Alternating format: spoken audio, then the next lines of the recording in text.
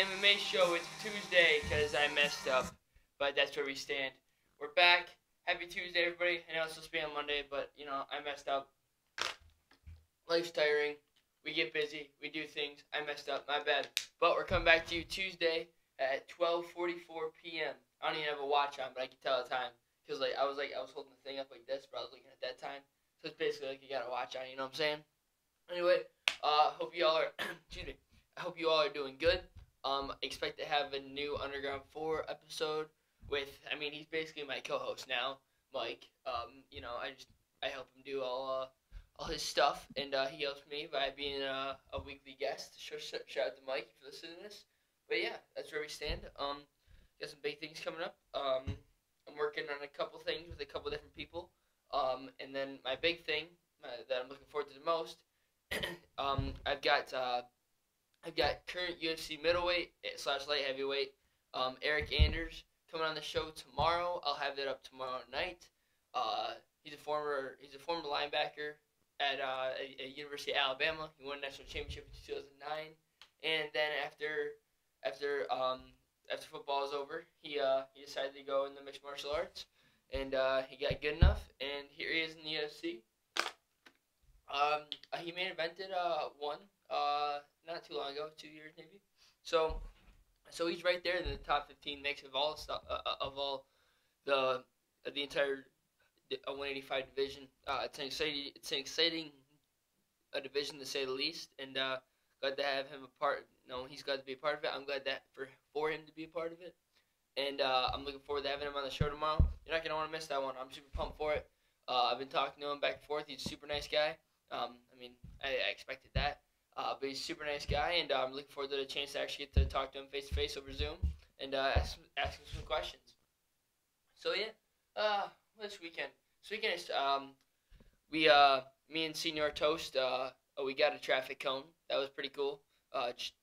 Just right off the road, right off of 29 Mile in Romeo, Michigan. Shout out to Romeo, Michigan. Beautiful city. Got some nice cones too. And then we proceeded to leave it at a party, and then we proceeded to be chased for about 30 minutes because we left the cone at a party. So yeah, if you're the people who chased us, please get a life.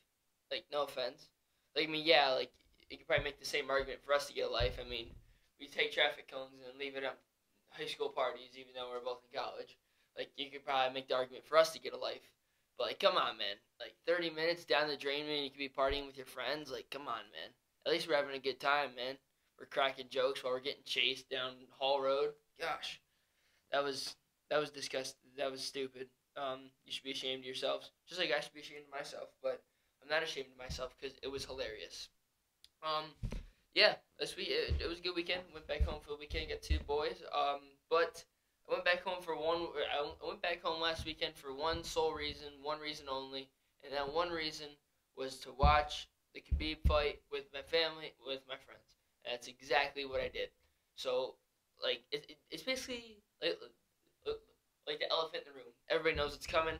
Just a huge breakdown, huge recap on UFC 254. Huge look ahead to, we got Anderson Silva's retirement fight this weekend.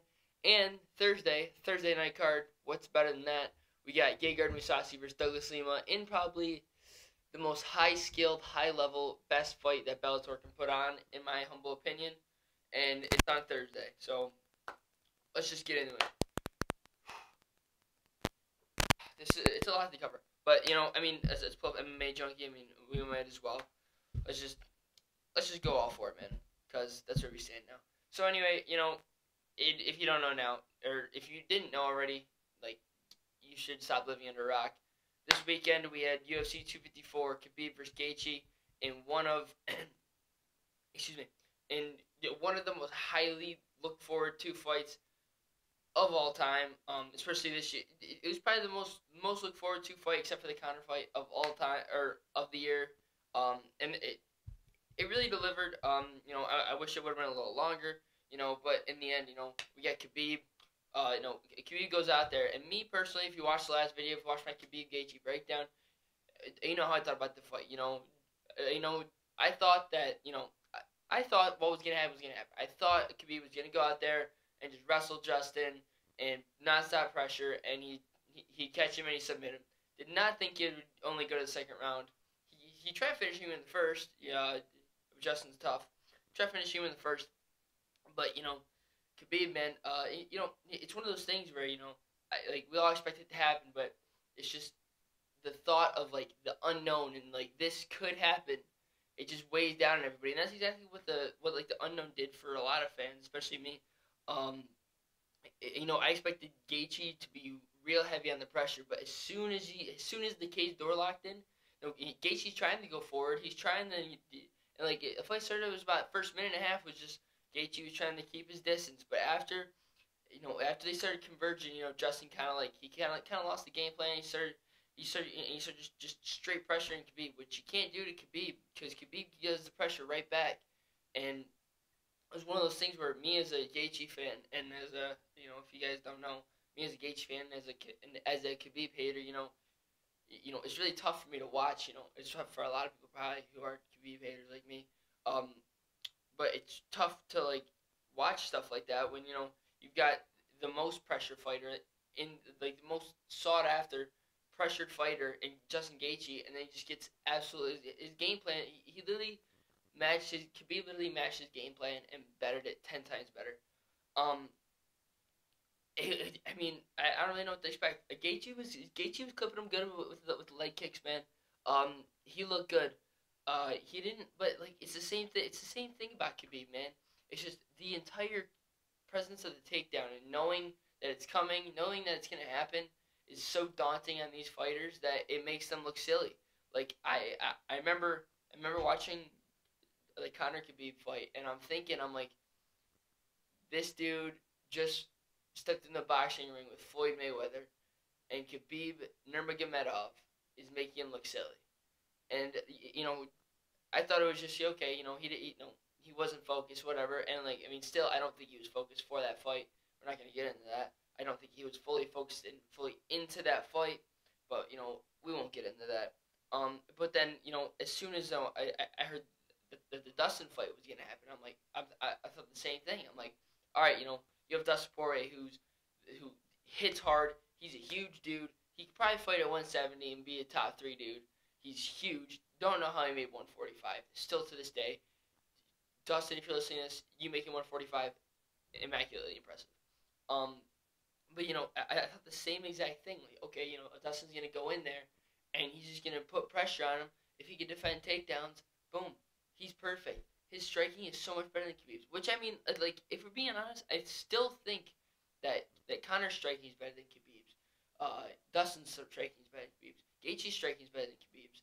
It's just Khabib has this aura and this just knowing what's gonna happen, where that a takedown's coming, but you can't stop it. You can't stop it. I think he was 3 for 4 against Justin, which I'm pretty sure it was the first. It was the first takedown. Justin had a good sprawl. He kicked his legs back. I'm like, all right, here we go. Here we go. This is the fight we wanted. This was the fight we expected to see. But as soon as Khabib got him down in the last half of the first round, the entire time I'm like, oh my god, he's gonna submit him in the first round. Oh my god, oh my god, oh my god, oh my god.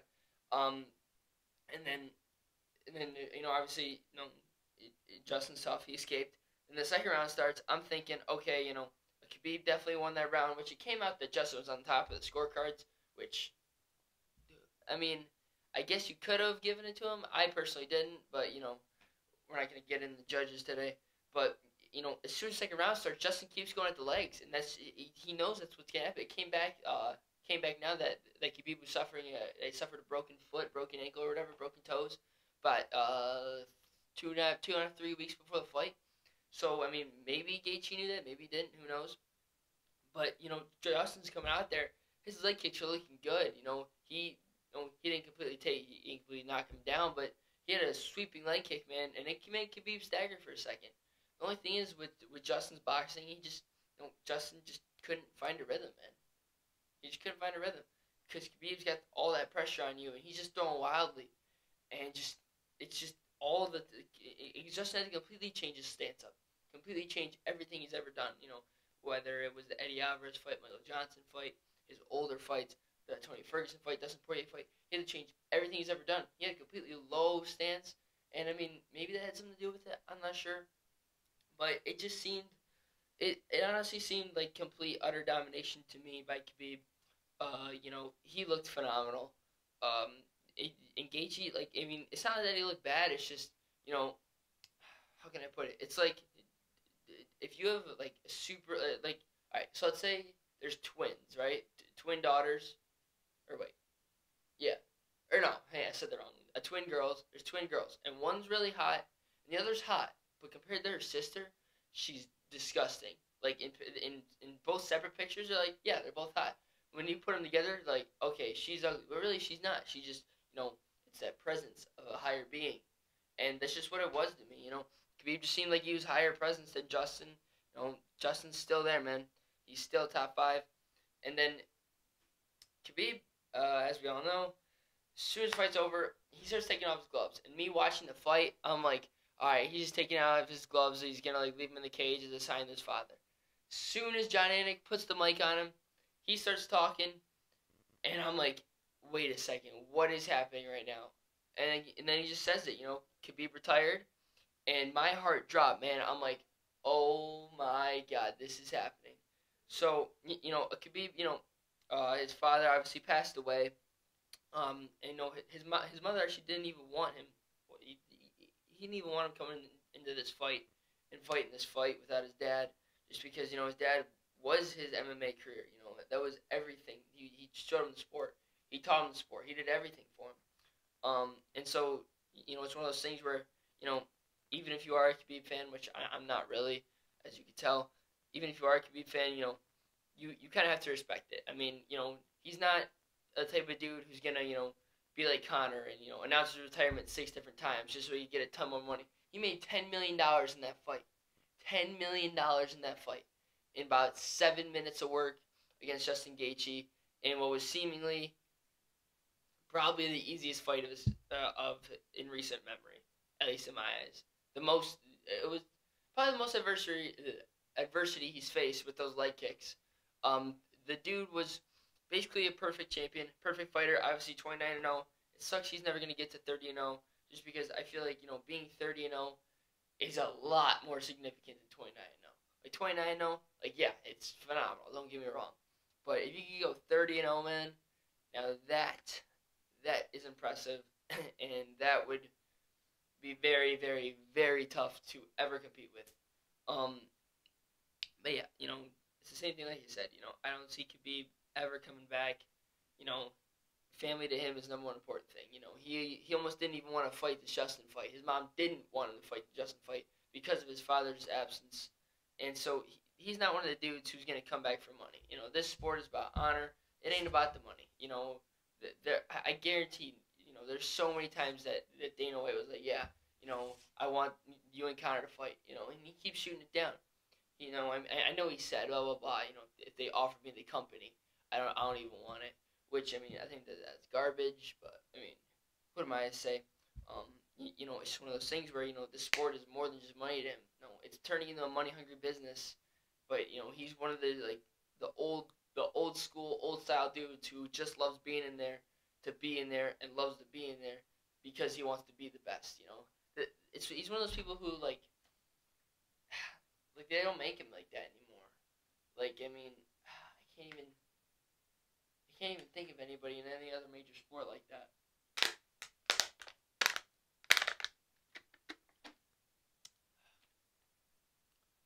Like, I mean, I guess if I had to compare, dude, why does this keep calling me? Is it still running?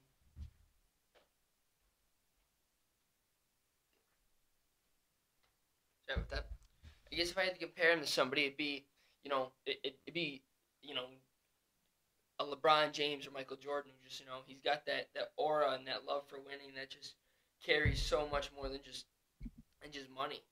And so, Khabib walking away from the sport at this age with his legacy, is he the GOAT or is he not? There's a lot of debate right now. A lot of debate. And I'm just going to give what I think. Okay, so you obviously have, in my opinion, my humble opinion, my beautiful, humble opinion, I think the top 3 greatest mixed martial artists of all time are John Jones, GSP, and Khabib. However you want to rank those is up to you. Me personally, I'm going to base it off this. John Jones has rained down on the division for as long as I can remember. I cannot remember the last time that John Jones hasn't been the top dog in the division. He's the youngest UFC champion of all time. He's the longest reigning UFC champion of all time. Granted, he's mixed in a couple, forced to relinquish the belts. But John has never lost. John has lost a fight, but he has never lost. Now, if you don't know what I'm talking about the Matt Hamill fight, where he's beating him so bad, he throws a 12-6 elbow on accident, which should be legalized, but regardless. He throws a 12-6 elbow. The fight ends, which still to this day doesn't really make any sense to me why they just end the fight instead of calling it a no contest. John was obviously winning the fight. It's kind of stupid for Matt Hamill to win that fight because now, you have John Jones, who obviously was better of the two, but he's going down, and Matt Hamill's going up, who obviously doesn't. But, it's one of those things where things don't make sense to me in this company sometimes, and that's one of them. John Jones isn't perfect. No, that's obvious. He had the 12-6 elbow. He's obviously got all the positive tests. He's obviously got all the positive test problems. He's got the DUI problems. He has a lot of problems outside of the cage. But if we're talking about most perfect, and most dominant champion of all time, then you have to talk about Khabib. That's where it steps in. Khabib is gonna walk away from the sport 29-0, never lost. He lost around the corner, and it came up on the judges' scorecards in the Gaethje fight this weekend that he actually lost the fight, he lost the first round on 2 scorecards, which, I was shocked to say the least. I thought Khabib won the first round pretty elusively. I thought, me, I've been watching for a while. I see fights, and then the judge scorecards come back. I'm like, what fight were those dudes watching? But Khabib, man, it's so, there's so many different words to describe greatness, and I think Khabib is just perfect. I think Khabib is the perfect fighter.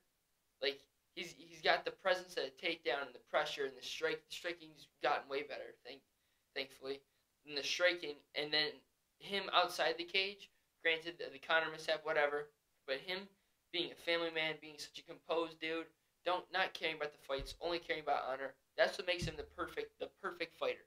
He's the most perfect fighter of all time. Perfect. John Jones is the greatest fighter of all time. There's a difference.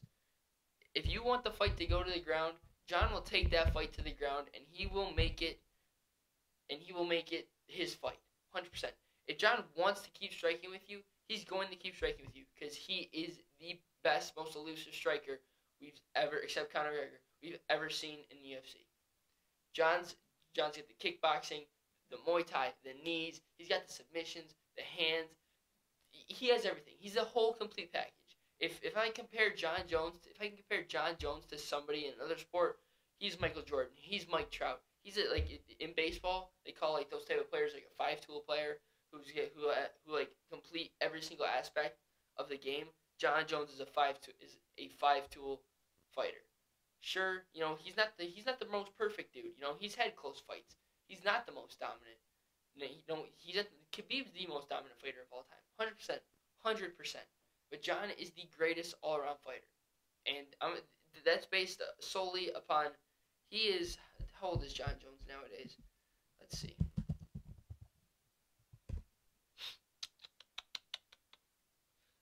This Wi-Fi is garbage. John Jones is 33 years old. He has been champ since 20? He's been champ for 13 years. 13 years. John Jones has 1 loss on his record, and it shouldn't even be a loss. He is 26-0, or he's 26-1, should be 27-1, and there's all this speculation on things such as if Daniel Cormier won that last fight against Stipe, he's the greatest heavyweight of all time. Well, John Jones beat the greatest heavyweight of all time twice. I know one was a no contest, and I believe the other one was fine, right? Yeah. So he beat him the first time, unanimous decision, and then he beat him the second time, knocked the dude out, and obviously got overruled for a picogram or whatever it's called. Literally, absolutely nothing in the system, stupidest thing ever. But since then, he knocked out Alexander Gustafsson, who many people consider is the third greatest light heavyweight of all time. Sometimes he had the fights with John, he had the fights with Daniel Cormier, two phenomenal fights that will forever live in legacy. He beat Anthony Smith. He beat Thiago Santos. Sure, it was a split decision, but he won. All that matters is who wins.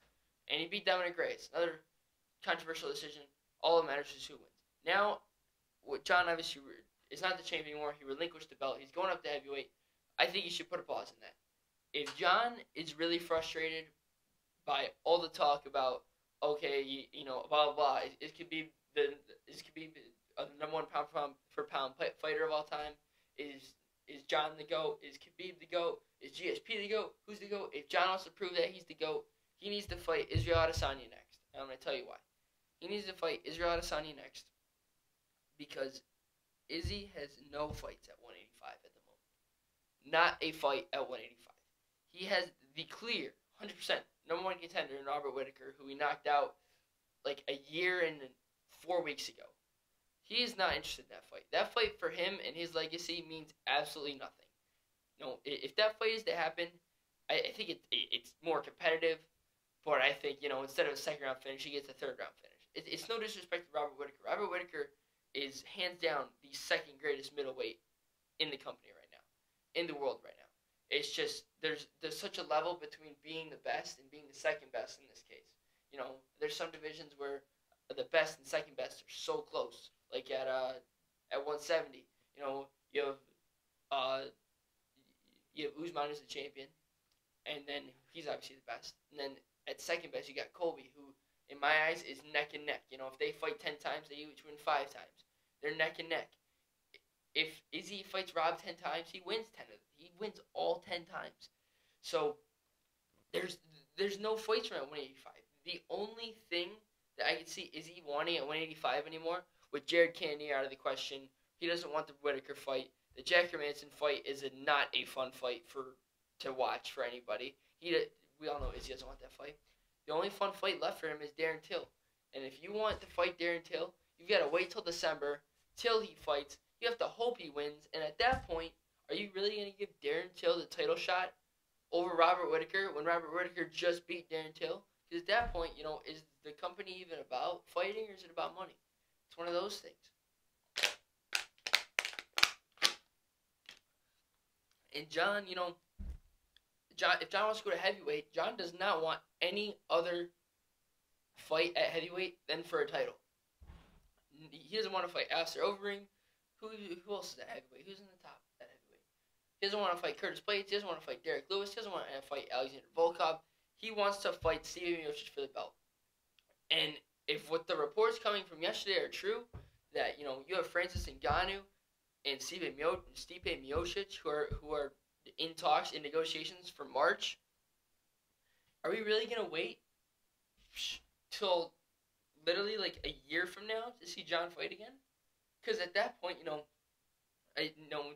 Stipe, he'll probably take at the minimum 6 months after the Ngannou fight if he wins it. It's taking a minimum of 6 months to heal, especially after fighting Ngannou, because I personally think he wins that fight again. That's just my personal opinion. But if he is to win that fight, he's going to want to take at least 6 months. And do we really want to see John wait that long? So if John wants to prove he's the greatest, stay at 205, have Izzy come up to 205. Hopefully he pieces Izzy up for his legacy. And then, boom, from there, he just beat Israel Adesanya, and then he can just go straight into Stipe Miocic. And if he beats Stipe, then he is the greatest, the GOAT, hands down. If you want to debate with me after that, after the fact that he beats Israel Adesanya, and then he goes up to heavyweight and beats Stipe Miocic, the greatest heavyweight of all time, in his first heavyweight fight, if you want to debate with me on who the greatest fighter of all time, who the GOAT is, please because I will have so much stuff to say to you. I don't care about the failed drug tests. He is the greatest. 26-1. One loss shouldn't even count. 27-0 basically. It's pure dominance, man. And obviously, another fight that happened this weekend was Robert Whittaker versus Jared Cannonier. It was a phenomenal fight. Robert Whittaker's, he looks good. He looks phenomenal. It's just like I was saying, I just don't know if he'll be able to compete with Israel Adesanya again. It's just one of those things. Me personally, being a Robert Whittaker fan, I wanted to see him win that fight. But at the same time, if Jared Cannonier won that fight, it's an interesting fight. It's a new fight, but now there's no new fights. And are you really gonna ask Robert Whittaker to win 3 fights in a row to get a title shot again? After he just beat Darren Till and Jared Cannonier? And it's one of those things in the UFC where it's like, if Jared Cannonier won that fight, he's getting the title shot next.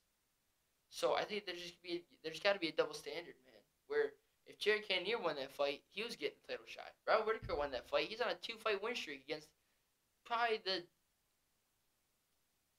2 other best prospects, best contenders in the division. And now he's got to wait still? He's the number 1 contender. Give him a shot. It's just, is he going to? It was a good fight. Jared Cannonier, he said he broke his arm with the first kick he threw. Robert Whittaker's combo where he throws the 1-2 high kick, it is the most satisfying, most beautiful thing I think any fight fan can just look at and just marvel. Every time he threw that, I'd get goosebumps. Every time he'd throw that combo, I just look at my arm, goosebumps popping. It was one of those, that fight in the main event, it just had that huge fight feeling where, you have goosebumps the entire time, and you don't even realize how fast the clock's going, because you're like, oh, I didn't realize that the round was over. It was one of those nights, man. It was one of those main events. The rest of the main card was good, Amagomed Ankalaev finally finished the chapter with Kutelaba. I feel kind of bad for Ankalaev. He had to deal with all the talk about, blah, blah, blah, this and that. The fight was fixed, it ended way too early, which it was. But then, he had to hear that for 8 months just to, when they finally step in the cage again, he gets pieced up again. I think Kutelaba will be back. He's still a good fighter. What else was on the main card? We had Phil Hawes. Phil Hawes, 18 seconds, man. Phil Hawes is good. People, watch out for that dude. He was the one who got knocked out by Julian Marquez. I feel kind of bad. That was one of the nastiest knockouts ever. But Phil Hawes, he's tuned his game up, and that dude's going to be a problem. Watch out. Alexander Volkov beat Walt Harris. Volkov, man, next fight for him, I've been hearing a lot of people say it. I heard Michael Kessa say it, and I personally agree. Running with Alistair Overeem, that's definitely a main event for a fight night. It's something that a lot of people would like to see. Volkov wants to get in there against bigger names. Walt Harris in a second round knockout is a huge win. But then, if he could get in there and he could knock out Alistair Overeem or just beat Alistair Overeem, that's a phenomenal win. It's a phenomenal win to get your name out there, and especially at 205 right now. Or wait, that is at 205, right? Or no, it's at heavyweight. My bad. He's a top heavyweight, man. He's a top heavyweight, and a win over Overeem would be huge. Huge. And then we had Lauren Murphy. She was supposed to fight Cynthia Calvillo, which was going to be a killer fight, and was definitely going to give whoever won the next title shot. But she beat. I don't even want to try. She beat her with submission in the second round. Like I say every week, in that division, man, just whoever wins a fight, just give them a title shot. I think Lauren Murphy's on a 3-fight win streak right now or something like that.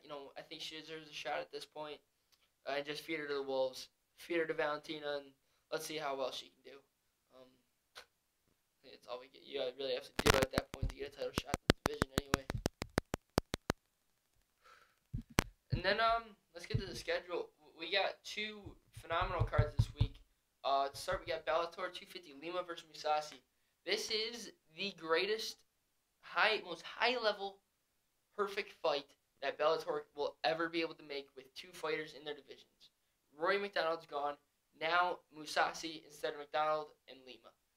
Douglas Lima is the best fighter in the world not signed to the UFC. That is 1000% true. Argue with me on it. Exactly. He is the greatest fighter that's not in the UFC. Hopefully, after this is closed, after this fight, maybe he can eke into the UFC a little bit. Cause him versus Usman, dude. Oh my, him versus Colby, him versus Masvidal, him versus Usman. There's so many fights. So many fights. And then if he wants to go up to 185, him versus Adesanya, give me that any day of the week, man. There's a ton of good fights for Lima in the UFC.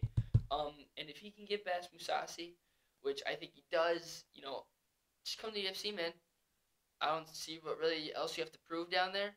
I shouldn't say down there because he's so high level. But this can be a good fight, dude. I'm looking forward to this fight a lot. And like there's not many things that are better than a Thursday night card in general.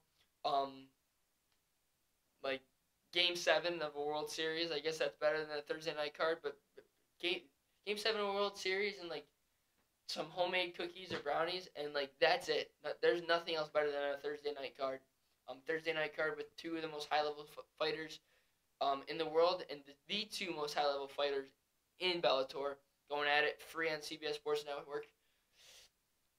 It doesn't get much better than that, man. Make sure you tune into that one.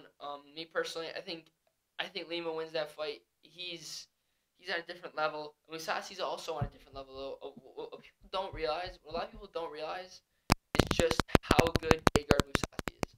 I'm going to pull up his recent fights. But he's up there, man. It's just, he just doesn't get the respect he deserves, in my opinion. A lot of people's opinion, actually.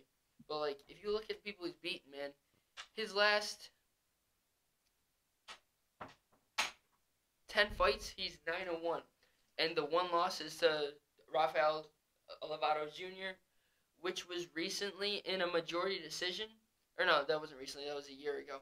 Which is last year in a majority decision. So it's not like he's losing fights bad. It's not even like he's losing fights. He lost that fight by a majority decision.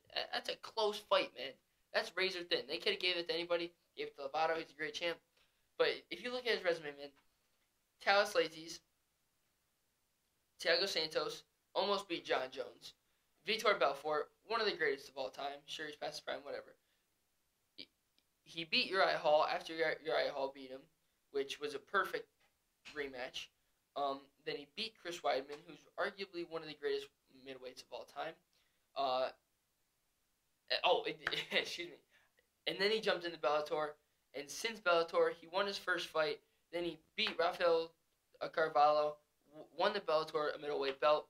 And then he beat Rory McDonald, who, I don't know if you guys don't know, Rory McDonald, my favorite fight, the greatest fight of all time, Rory McDonald versus Robbie Lawler, too. UFC 189, co-main event, the greatest fight of all time. Somebody's at the door, Tez. Who is it? Hey, buddy. And then after that, he lost to Rafael Lovato Jr., obviously.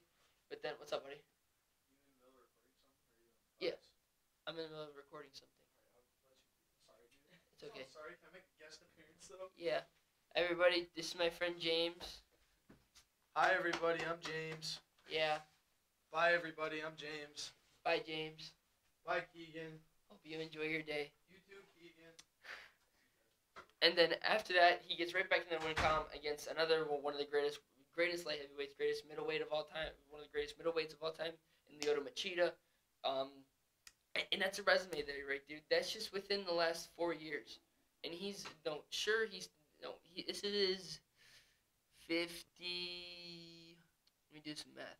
This is his 56th fight of all time, or ever, in mixed martial arts. But he's still getting better, man. So don't count him out. Don't count Lima out, though, dude. I think Lima will pull his win off. I'm going to say unanimous decision, and Lima pulls it off.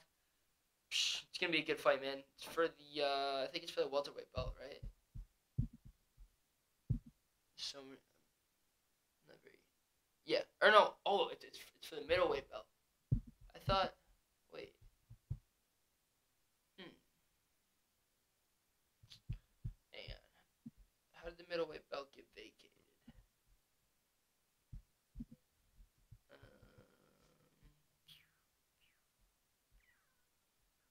Oh, oh yeah. Oh no, I remember this. Rafael Lovato had to vacate the belt because he got a cerebral cavernoma. Hopefully he's doing good. Forgot about that. Um, yeah, so now the belt's up for grabs at middleweight. Now that I think about it, this fight's at middleweight, man. That's gonna be a tough fight for Lima, dude. Tough fight, dude. It should be interesting though. Very interesting. Um,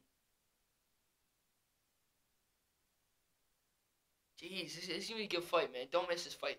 But then on Saturday, even after all the Gegard Mousasi and Douglas Lima drama is gone, then after that, we've got one of the greatest of all time, arguably top five of all time in his prime, Anderson Silva in his retirement fight against Uriah Hall, who we just spoke about. And this fight is very intriguing to me for some reason. Not really sure why. It's a Halloween card for UFC's first ever Halloween card, and what better way to go out on Halloween than one of the greatest of all time, Anderson Silva, going in his retirement fight in front of no fans. Anderson the Spider Silva. It doesn't get much more Halloween than that. Silva, I mean, just 2 years ago, he looked phenomenal against Izzy. So I personally think Silva wins this fight in a decision. And I think Uriah Hall either gets a late knockout or Silva wins a decision. It's one of those fights where, like, I mean, sure, it's a fight that's trying to build up. He's trying to build a Uriah Hall to get him to the next level of his career. And I think who did he beat last? He's on a 2-fight win streak, So he was on a 3-fight losing streak. So he beat Gegard Mousasi. Then they gave him Whitaker, which that's mean. He lost that fight. Then he lost to Brunson. Then he lost to Mousasi. Beat Jocko. Lost to Costa. Beat Bevan Lewis. Beat Antonio Carlos Jr. So it's one of those things to me that I'm saying at least where he's always going to be in the top 15. He just can't crack it. He just can't crack into the big dudes. Like a loss to Robert Whitaker, that's not like you can't do anything. Lost to Paulo Costa, can't do anything, man. A loss to Gegard Mousasi, phenomenal. Lost to Derek Brunson, that's kind of a bad loss, but I mean, in the hindsight of things, it's not a bad loss. At least to me. At least to me, Derek Brunson to me isn't a high-level striker, but I mean, he's in the same boat as Hall. He'll always be there in the top 10, maybe crack top 7. But as soon as they feed him to the wolves, he's getting ate like prey. And then the main event, we got Team Alpha Male Stand Up. Andre Fili against Bryce Mitchell. If Bryce Mitchell can win this fight, I think he's getting his camo shorts. If Bryce Mitchell can win this fight, man, it's looking good for him, dude. He's undefeated, 13-0, and he's only looking better, man. Beat Charles Rosa last fight in, I think it was 30-24, and he's looking good. He's got the only he has one of 2 twisters in the UFC's history, and Bryce Mitchell is good, man. But Andre Fili, don't want to mess with him. Team Alpha Male's built different. But if Bryce Mitchell gets his camo shorts, man, give him that fight any day. Kevin Holland's on this card. He's a fun fighter to watch. Check him out. Maurice Green, he's hilarious. Greg Hardy. That's a perfect fight, dude. Like I can't think of a more perfect UFC fight than Maurice Green versus Greg Hardy. That's literally like the most perfect UFC fight I've ever seen in my life. I don't know why. It makes so much sense. It's so funny to look at. It makes so much sense. And then you got Bobby Green, who's on a tear lately. I think is this his 4th fight at the Apex or something like that since the whole pandemic happened. And if he can win, he's the king of the Apex. He already is, but if he can win again, that just cements himself as the king of the Apex. Who else we got on this card? Miles Johns, he's good. Courtney Casey's good. Justin Ledet, he's good. Sean Strickland's good. Jack Marsh. Sean Strickland versus Jack Marshman. That's a good fight. And then the headliner of the prelims, we got Alex Hernandez, dude. That poor guy, dude. I remember when he was such a highly touted prospect off of 1 win. He got 1 knockout. And they threw him to the wolves. Where is it? Yeah. He beat Dariush in 42 seconds on short notice. I remember watching that. Beat Dariush 42 seconds, short notice.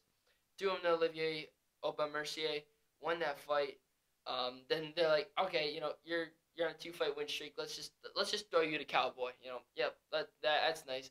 And it was at the time it was the motivated Cowboy, motivated with Cowboy with the brand new kid Danger, and like Cowboy wasn't losing fights at that point. Cowboy that was the best Cowboys ever looked in my opinion. I remember that fight. I was like, geez, he is piecing him up. Then he beat Francisco Trinaldo, and then lost to Drew Dober in the first fight night back from the pandemic. But Drew Dober is not another. He's another one of those people. You don't want to mess around with that dude. That dude, he looks nice, but he can definitely crack top 10, and he can be dangerous in this division.